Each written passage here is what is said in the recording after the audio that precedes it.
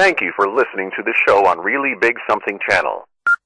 November 29th, 2017. Good morning. Breaking news overnight. Matt Lauer has been terminated from NBC News. Our chairman has released a statement saying a colleague had come forward reporting behavior in violation of our company's standards. We'll have more ahead. Liberal icon, NBC anchor Matt Lauer is gone. Finito.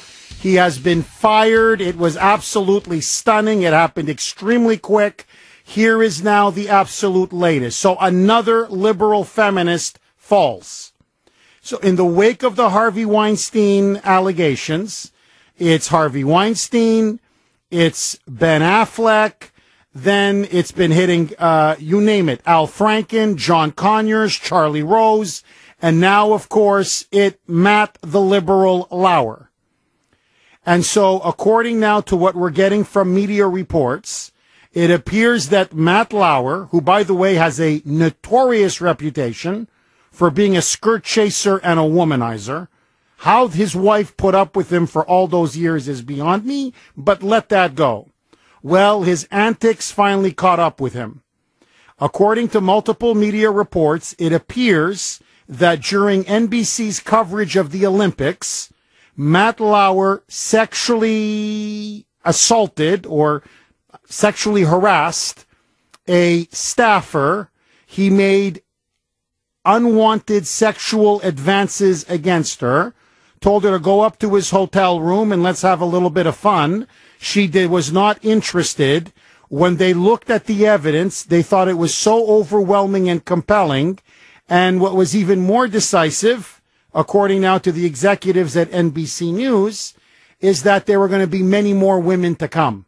As they put it, this was not an isolated incident.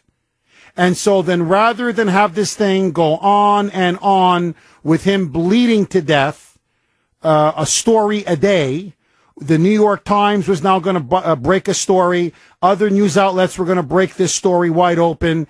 They decided to just can him on the spot. In other words, for them to do this so quickly and decisively, the evidence must have been irrefutable and absolutely overwhelming. Now, I can't say I'm surprised.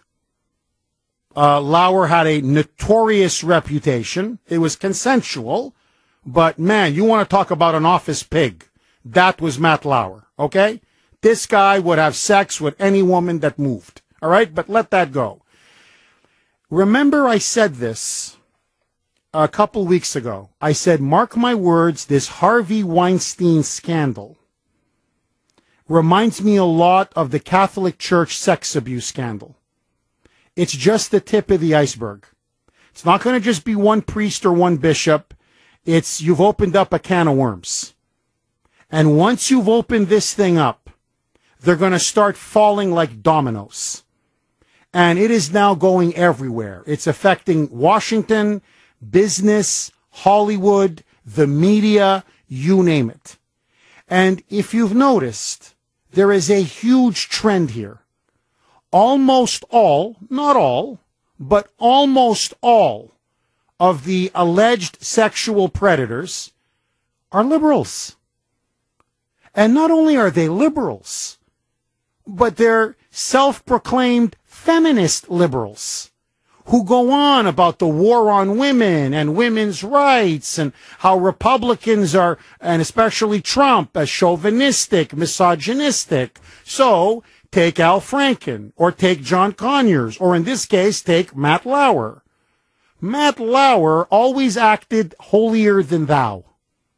Matt Lauer was always the first to claim and scream the loudest how Trump with the Billy Bush tape had disqualified himself, that Trump was an ogre and a sexist pig, and sexism and misogyny and the oppression and exploitation of women had no place in our society. War on women, war on women, war on women. That's all Matt Lauer was shouting for years.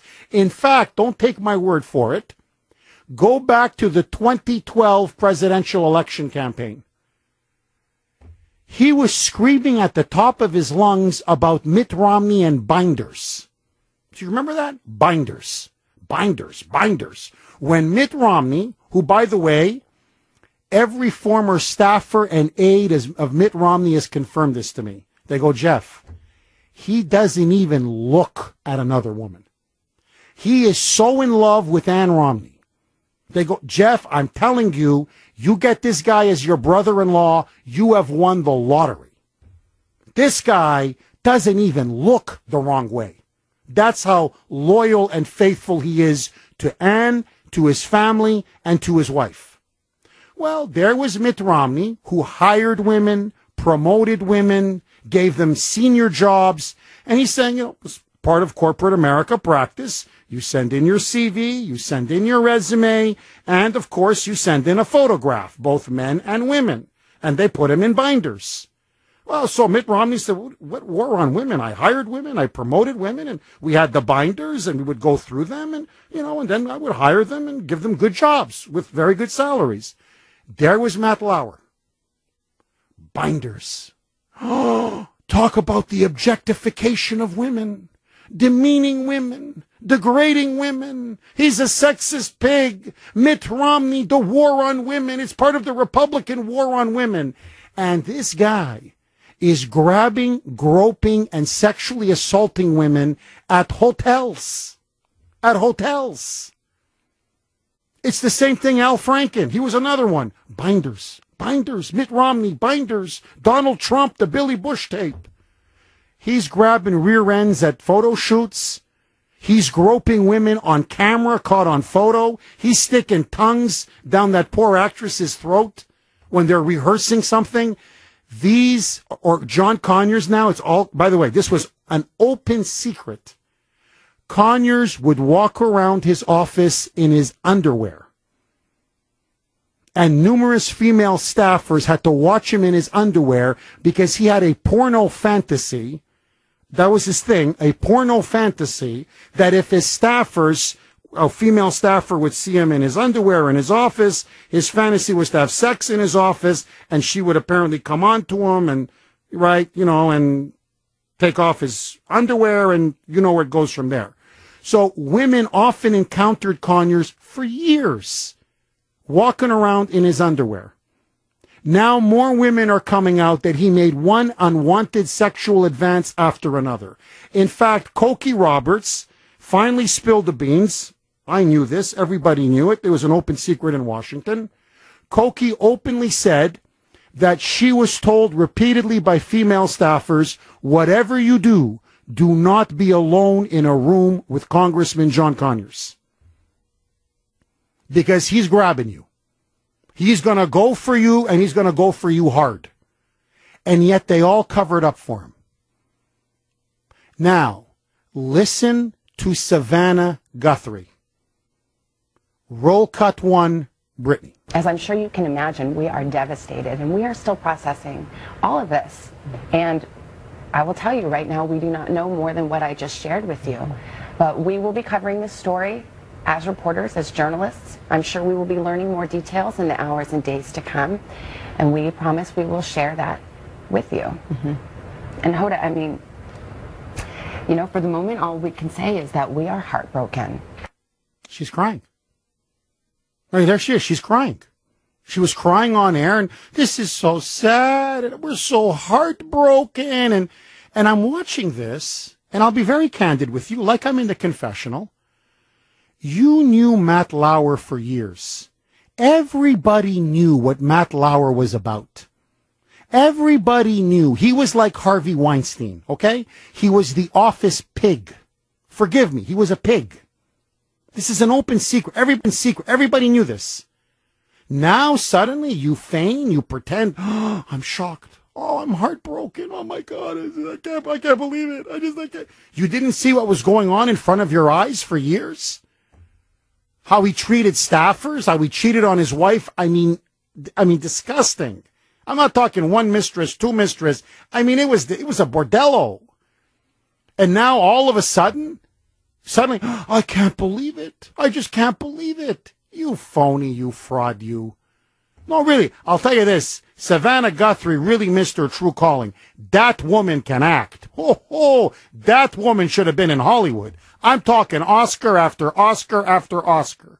So, now listen to her say, I just can't reconcile how a guy could be such a good man, but do so many monstrous deeds. I don't understand. It's like Dr. Jekyll and Mr. Hyde. Roll it, Brittany. I'm heartbroken for Matt. He is my dear, dear friend and my partner, and he is beloved by many, many people here. And I'm heartbroken for the brave colleague who came forward to tell her story, and any other women who have their own stories to tell. And we are grappling with a dilemma that so many people have faced these past few weeks. How do you reconcile your love for someone with the revelation that they have behaved badly? And I don't know the answer to that. But I do know that this reckoning that so many organizations have been going through is important. It's long overdue. You know, I got to tell you, okay, Charlie Rose, he was, same thing with Charlie Rose. It just goes on and on. No, I'll tell you how you reconciled. Savannah, let's be honest. You knew and you didn't care. Just like everybody knew about John Conyers and they didn't care. Al Franken, they didn't care. Ben Affleck, they didn't care. Dustin Hoffman, they didn't care. Oliver Stone, they didn't care. And ultimately Harvey Weinstein, they didn't care. They really didn't. And I want all of you to just think about this, because I think there's going to be many more. This is just the beginning. The dominoes are now starting to fall, and there's going to be many more. This is going to go on, I think, for months. And I think it's going to entrap and bring down a lot of high-profile celebrities. And I'm telling you, the overwhelming majority are going to be Democrats and liberal feminists.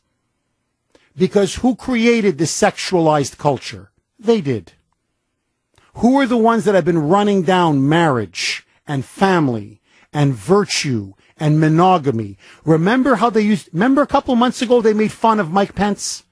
When it came out that Mike Pence refused to have dinner with any woman except his own wife because he didn't want to disrespect his own wife, and he believed in outdated notions allegedly of virtue and respect and family and marriage, and they all made fun of him. They ain't laughing now. So the very same ones who have created this hypersexualized culture, who champion this toxic masculinity of, hey, boys will be boys, go and have sex, just grab them, have sex in the work, just have them. Hey, you're a sexually liberated person. Go and have sex. Now it's coming back and blowing up in all their faces. But I'll tell you this. I'm not saying that Trump has anything to do with this. But if Hillary Clinton had won the election, imagine she won and Trump lost. She was extremely close with Harvey Weinstein. They were at fundraisers together. He raised a ton of money. They were buddies. He was close with her. He was close with Bill. He was close with Chelsea. Harvey Weinstein was the first domino to fall. Had Hillary Clinton won that election, I am telling you, she would have made sure that all those allegations, like against Bill Clinton, would either be suppressed, covered up, or marginalized. In other words, I think everything else that has followed would never have come out had Trump not won in November. Not because it's Trump, but because it would have been Hillary that would have won. She would have protected and shielded Harvey, as she always does, and all of this would have been kept under the wraps. And now the veil has been lifted, and they're falling one by one. And it couldn't have happened to a nicer guy than Matt Liberal Lauer. 617-266-6868. We'll be back in 2 minutes. Don't touch that dial. Matt Lauer fired at NBC. 617-266-6868. Sexual misconduct. Allegedly, he sexually assaulted a staffer at the Olympics. and they say there were many more incidents to come. They just cut him loose and said, we don't need the PR nightmare. What do you make of the firing of Matt Lauer? Okay, calling now from her Starbucks at Norwood is Dr. Grace, putting liberals in their place. How are you, Dr. Grace? Jeff, I am great. Listen, thanks for having me on. I'm a big fan of the Kuhner report, but I got to tell you, I think I'm about to wage a complaint to RKO management against you. Please don't ever mention John Kuhner in his underwear anytime during or after lunchtime, because I just had lunch and the graphic image of John Kuhner running around chasing staffers in his underwear, it's really distressing to my stomach. Well, I don't want you to throw up your Starbucks there, Dr. Grace. Yeah, so that too. Honestly, now I'm just curious. Have you looked at what that guy looks like? Have you seen what he looks like? Whoa. What do you make of Matt Lauer going down? Are you shocked? Are you surprised? You know what? I'm not the least bit surprised, but what offends me the most is that you have females like Kathy Lee Gifford who are either apologizing for him or being empathetic towards him. I have to say that in my own work, on my own professional work at Howard University, it was older female colleagues who really rallied to protect me when I was young and I was, under sexual harassment by some of the male professors there. It was the older women who saved me. And it shocks me that Kathy Lee Gifford is already talking about forgiving Matt Lauer. I mean, you would think, that many of the liberals and feminists, they talk about the old boys club that feminism was supposed to smash. What about the women's club that it should be smashing? That is, the women who are not defending other women in the workplace. I mean, I thought that that's also what part of this sexual revolution was supposed to be about. That the more you have women in the workplace, then they can protect women. And instead, today what offends me even more than whatever Matt Lauer did, is Kathy Lee Gifford already apologizing for him, already talking forgiveness when he hasn't even repented for what he's did. So, look, you have a really sick culture. It's obvious that this culture is putrid in Hollywood and in the news media. That's why so many people are turning away from the products, from movies, from television, and increasingly now from the news. It's because this perversion percolates into the products that they're disseminating to the public. And there's enough out there that are virtuous, that have a strong moral compass, that can see that what they're producing is full of this perversion, and it obviously emanates from very perverted minds. Dr. Grace, enjoy your Starbucks, and I'll see you tonight, sweetheart. Listen, I can only enjoy it if you don't reference Conyers in his underwear again. Okay, my apologies. I won't do it again. I promise. But as usual, you're spot on. What did I say? I married up. You're the brains in the family. All right, God bless you. Thank you for calling. My pleasure. All right, Dr. Grace putting liberals in their place. Jimmy in Methuen. Go ahead, Jimmy. Yeah, hey, Jeff. Thanks for taking my call. My pleasure. Jeff, I see the irony in this because for the past 20 years or more, the women and men who are feminists have been very critical of the old-fashioned, strong, traditional male, kind of personified in Hollywood, like John Wayne, Steve McQueen, guys like this, tough guys. That they said, they were outmoded, and in their place they put people like, Alan Alda and Matt Lauer. Matt Lauer is a feminist. I would not call him androgynous, but he's definitely, a metrosexual. Very supportive of women, very supportive of the modern women. Would never say, would always say, well, a 5-foot woman can do, serve in the infantry as well as any 6'5" male. He would be the first to jump up and say that and support that. And now it's blowing up in their faces that some of these liberals have been abusing women themselves. And I wonder, if women are going to say, that old-fashioned type guy, that would take a bullet for me, that would help me out with my jacket, that would open a door for me, that would do anything to protect his family. I wonder if they're going to start seeking out men like that today instead of these feminists who are completely confused about masculinity. And just one more thing, Jeff, if I could. You are right. It is the liberals in Hollywood were the first ones to talk about sexual liberation. Free sex. You don't need to be married. Free sex. Have all the women you want. So now the women were abused, and the feminists have nothing, and there were a lot of men who are feminists too, and they have nothing to blame but themselves. Bingo. Jimmy, phenomenal call. Don't be a stranger. Call again, okay, Jimmy? You hit the nail on the head. And to me, here's my explanation. You may agree or disagree, but it's, to me, classic overcompensation. It's like the person who keeps yelling, the racist, he's racist, he's racist, he's racist. It's because they usually have serious racist thoughts themselves. The same men who were going on about war on women, women's rights, whatever, women are being mistreated, I'm a champion of women. And they turn out to be the biggest pigs out there. You know why? Because deep down, they're either running around in their underwear in the office, or they're grabbing women by the rear end and sticking their tongue down their throat, or like Matt Lauer, they're assaulting them in hotel rooms when they're covering the Olympics. In other words, it's classic transference.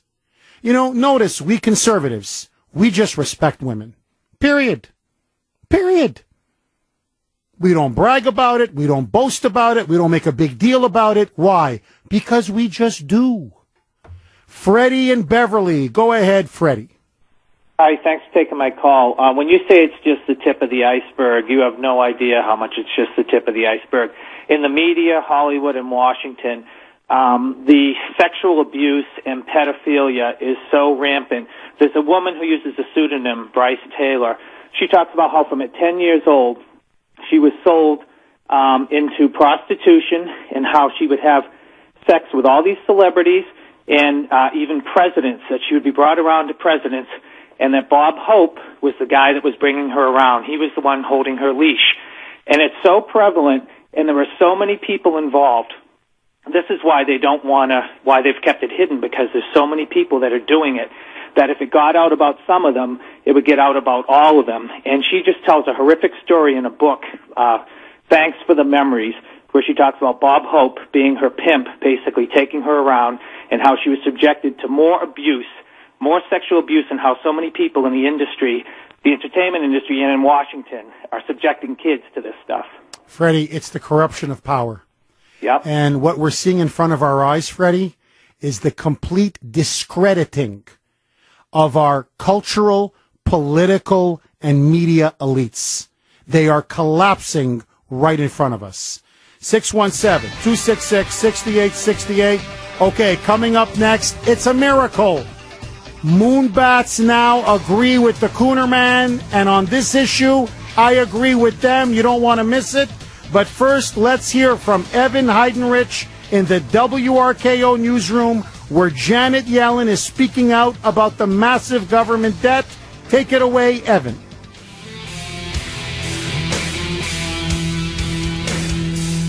.134 here on the great WRKO. Okay, my friends, when you go shopping, right, grocery shopping, I don't know about you, I like using plastic bags. Well, now there is a huge push in Boston and in other towns all across Massachusetts to either ban plastic bags or, listen to this, to now charge a tax for the use of plastic bags. Whatever, 5 cents a bag, 10 cents a bag. Every time you use a bag, the government now wants to tax you if you go shopping, grocery shopping, or go to Target or Walmart or whatever it is. Joining me now is Matt Seaholm. He is the executive director for the American Progressive Bag Alliance. It is a trade association representing American plastic bag manufacturers and recyclers. Matt is leading their advocacy efforts to promote sustainable use and prevent the regulation and taxation of the industry's products. Matt, thank you so much for coming on the Kuhner Report. Yeah, Jeff, thanks for having me. I appreciate it very much. So, Matt, I am staring at a story right here from the Boston Globe, November 28th. Cambridge, Brookline, Somerville have already passed measures to ban plastic bags. The Boston City Council has just voted to ban plastic bags. Why are so many cities now determined to get rid of plastic bags? What is so evil about plastic bags? Well, Jeff, what it really comes down to is it is a cheap political victory for a local city council member or a county board member. It really just presents this feel-good opportunity to get a story in the newspaper, to think that they are really achieving some sort of environmental goal that they are setting out for, but in reality they are not. And you're absolutely right. Just within the last hour, the Boston City Council has voted to ban your traditional thin-gauge plastic bags and put a 5-cent fee on thicker plastic bags as well as paper bags with handles. It's a really it's an interesting last 36 hours as they have cut some backroom deals to try to get this through. And one thing that's been kind of disappointing is to see the mayor, who has up to this point been very strongly opposed to any sort of a tax that was going to impact those folks that can least afford it in the city of Boston. He has now come out and said that maybe this is okay, and we're hoping that he has a change of heart in the next 2 weeks as he takes a critical look at this bill. Matt, you tell me if you disagree with me, because I think you and I on this one, we may disagree on a lot of things, but I think on this one, you and I agree. A tax on plastic bags, 5 cents, 10 cents, whatever, hits lower income people the hardest. It hits the poor the hardest. They have to go grocery shopping as well. Many of them may not want to pay for those, what do you call them, those those bags that you can buy that are apparently eco-friendly. And so they like to use a plastic bag or a couple of plastic bags. Why should they have to pay 5-10 cents when they're barely scrounging to get by to begin with? Am I wrong? You are not wrong. They shouldn't have to. And in fact, that's the question that we've asked the city council of, why are they trying to impact those that can least afford it, to come up with really what comes down to greenwashing. They are not going to achieve any sort of significant reduction in the waste or litter streams by passing this ordinance. And what they're doing is putting a 5-cent fee on that single mother who is coming home from work, stops at the corner convenience store, and has to walk 6 blocks, and saying, well, you know what, you have to make a determination. Do you want to walk 6 blocks and pay a fee to do so? Or do you want to just carry things in your arms? Those are the people who are going to be the most impacted by this, and that's why it's really a poor piece of public policy that the city council has just adopted. Matt, why do you think they're pushing this? Is it because they want to seem that they're green, they're eco-friendly, that they're good environmentalists? Is that the reason, or is it ultimately just another cash grab? I think it's the first one, because what's interesting about this? They really look at this as some sort of an environmental victory, and it's truly amazing to me because it simply is not. But this fee is actually staying with the retailer. So what you'll find out is they're taking this money, and it's not going to some sort of environmental cleanup fund or some sort of recycling education. What they're doing is they're taking it from those that can least afford it, and they're typically giving it to the corporate grocers or retailers within Boston. Now, that might, amount to something that they say, well, that's not really a tax because we're not collecting it. But what it is it's a transfer of wealth that is really antithetical to everything that they typically stand for in order to get a cheap political victory that comes with the headline of "We banned plastic bags." That is incredible. So you mean, for example, the 5 cents or the 10 cents, it actually goes, say, to, I don't know, I'm just giving out names, Stop and Shop or Shaw's, or does Whole Foods, do they get a cut out of this too? That is correct. That is absolutely right. So it's, as you put it, literally it's a transfer of wealth from the poor to the corporate super rich. It's kind of funny, isn't it? Because typically we hear the exact opposite from city council members, that you have in Boston, typically. Now, Matt, again, we may disagree on this as well, but I don't think so. Why do so many people, especially in the environmentalist movement, despise plastic? I was recently up in Canada visiting family. You go to almost any grocery store now, they don't want to offer you plastic. It's either paper bags or they want you to bring your own bag. And they keep going on about how plastic is bad for the environment. To me, plastic is very easy to use, very convenient. It's recyclable, so you can keep reusing it again and again and again. What's wrong with plastic? To answer your question simply, there isn't anything wrong with plastic, and specifically in this usage, as long as it's properly disposed of and used, meaning it's not thrown on the sidewalk and it's not, unnecessarily used, it is by far the best option at the checkout counter. The alternatives are more energy consuming. They typically use more material.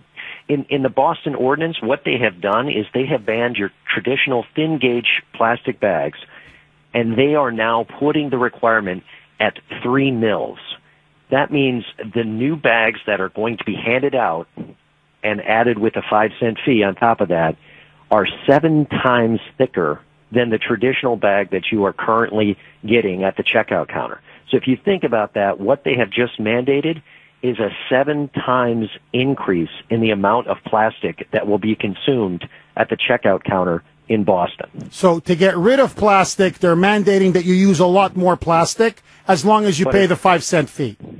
There you go. But Incredible. It feels good. It's a feel-good piece of legislation. Incredible. Matt, where can people go to find out more information? Well, I'll tell you what, the best thing that they can do is the mayor still has an opportunity to do something about this. He can send it back for revisions. He can outright veto it and stand with the people who can least afford it. I would say call his office. That's 617-635-4500. Otherwise, you can find the information on the city council's website of how to reach out to your city council member and tell them that you don't agree with this policy. Matt, do me a favor. Can you give me that number, the mayor's office? I like to call the mayor. Hey, give us that. 617. 617-635. 4500. 4500.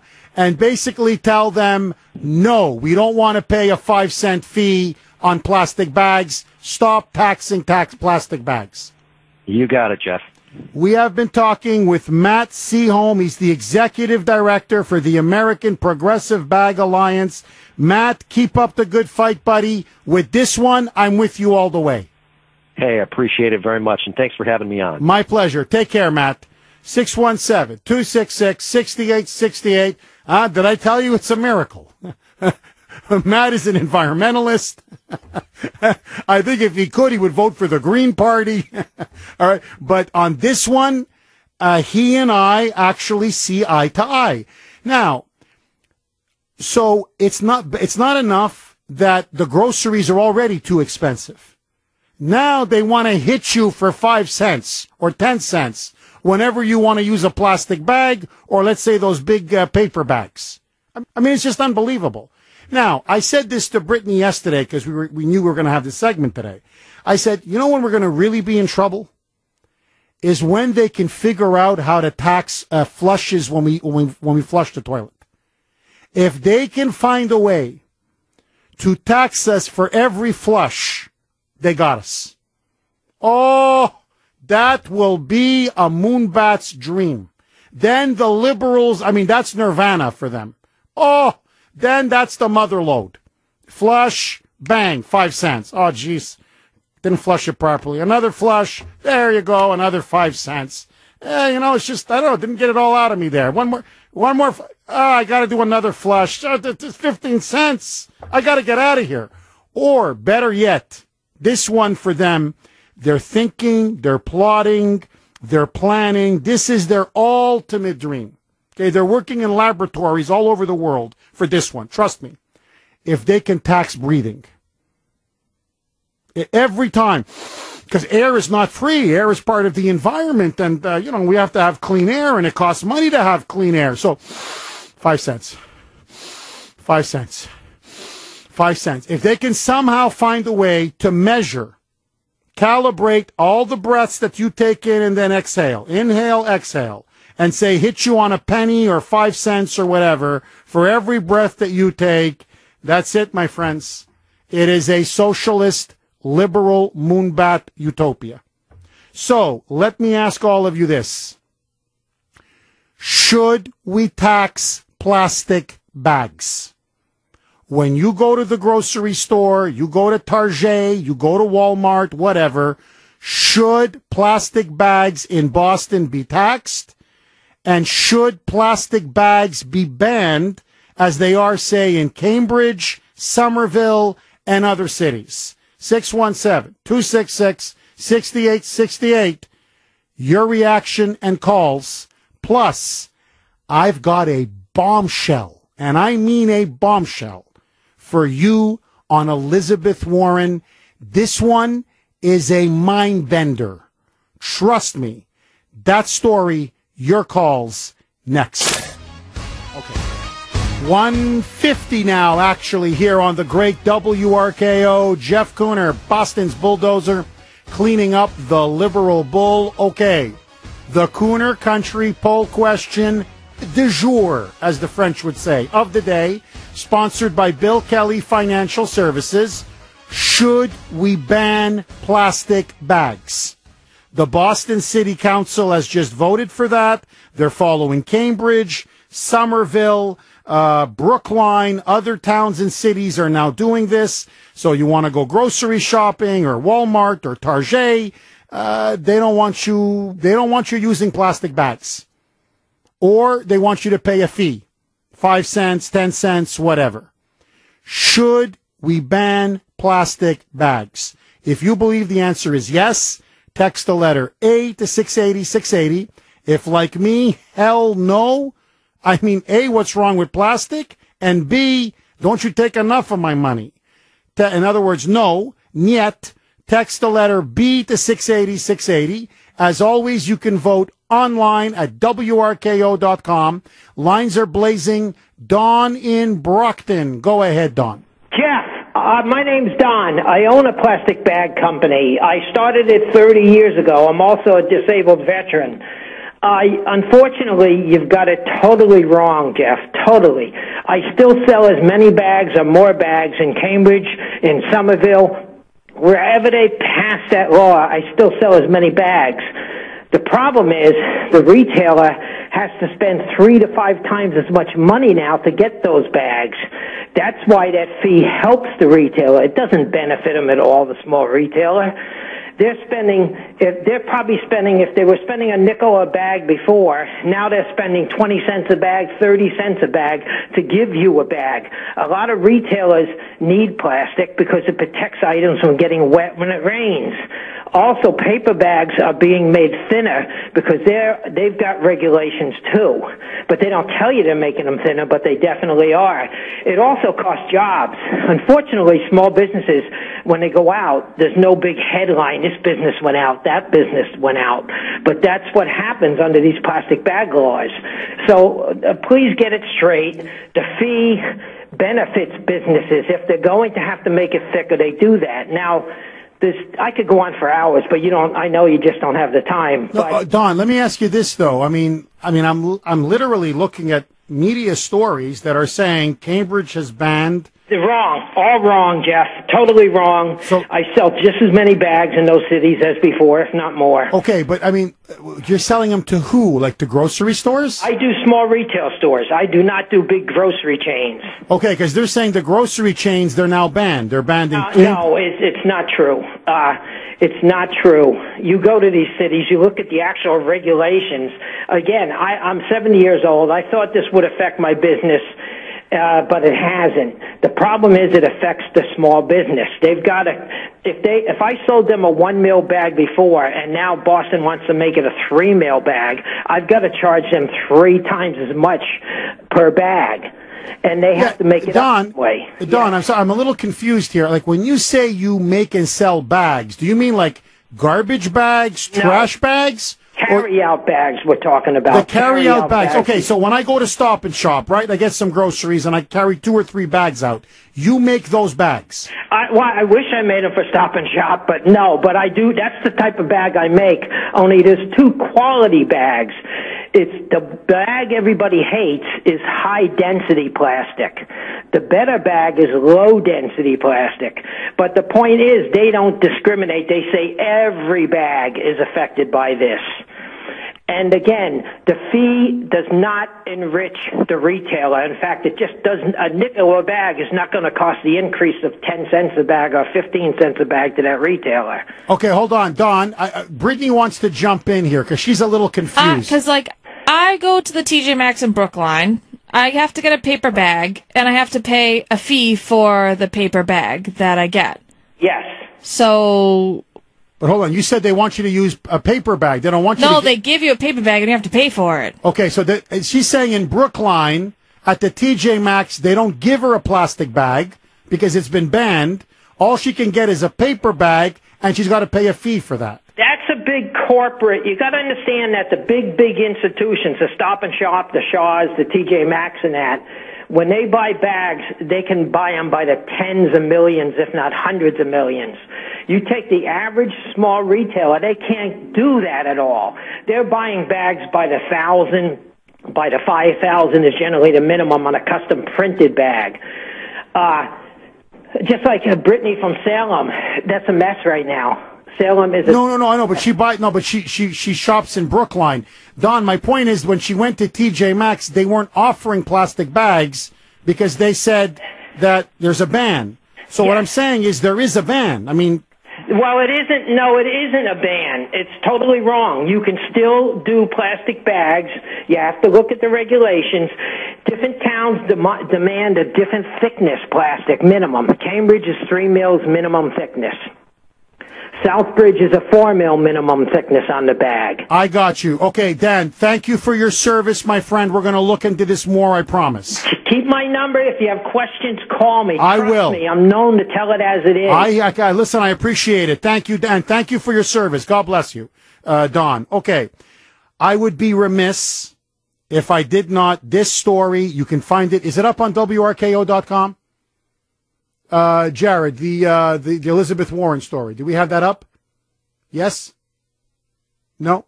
Okay, my column is up. Okay, we're going to try to put this up as well. So my column is up. I'm urging all of you, please read it, pass it along to your friends.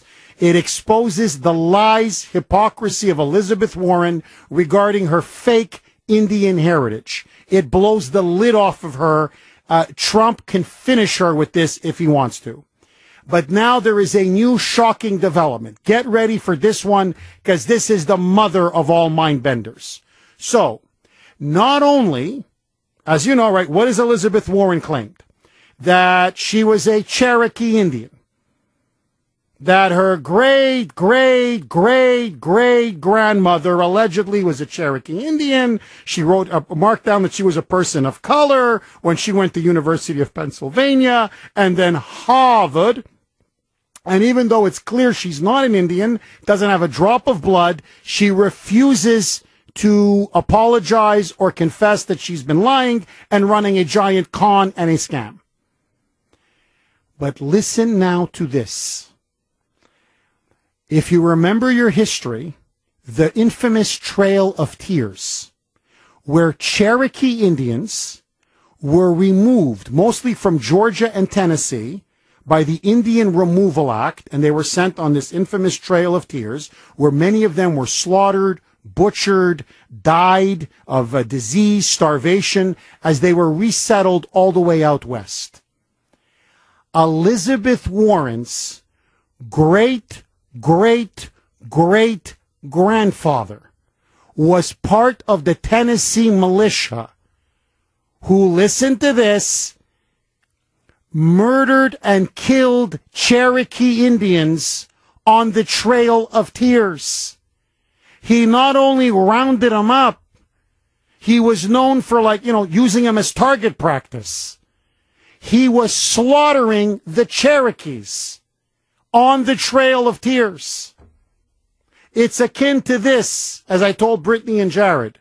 I said, imagine me lying and pretending to be Jewish to get some kind of a minority set-aside job, and then it turns out not only am I not Jewish, not only was I lying and pretending to be Jewish, but my ancestors, in fact, were at Auschwitz throwing the Jews into the gas ovens. That's what Elizabeth Warren's family did. So I guess the fact that she's screwing Indians again by stealing jobs that were designed for them, deliberately set aside for them, I guess is just a family tradition. You know, it's just my granddaddy screwed him, my daddy screwed him, and I'm going to screw him. The only difference is I'm just stealing their jobs. Granddaddy, I scalped me an Indian. I scalped me a Cherokee. Not as good as you, but close. You phony, you fraud, you. The voice of Boston is you. 680 WRKO Boston, 93.7 WEEI HD2 Lawrence, Boston. It's 2 o'clock.